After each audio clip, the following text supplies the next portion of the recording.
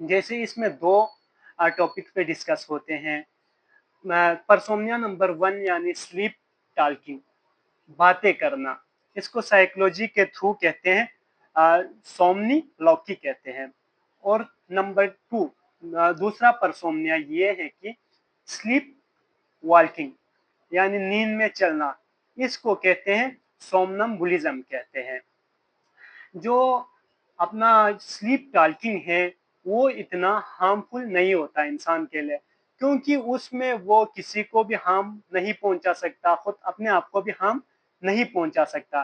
लेकिन जो sleep walking है उसमें बहुत सारे रिस्क होते हैं, क्योंकि वो जब गहरी नींद में जाते हैं यानी थर्ड एंड फोर्थ स्टेज में, जिसको कहते हैं नॉन आरईएम कहते हैं, यानी नॉन रिपीट आई मूवमेंट कहते हैं। जब इंसान गहरी नींद में होते हैं तो ऐसा एक्टिविटीज अमल में आते हैं। ये सारे जो है ना इंसान की लैक ऑफ स्लीप की वजह से होते हैं, स्लीप डिप्राइवेशन की वजह से होते हैं, इसके अलावा नॉन हाइजेनिक स्लीप की वजह से होते हैं।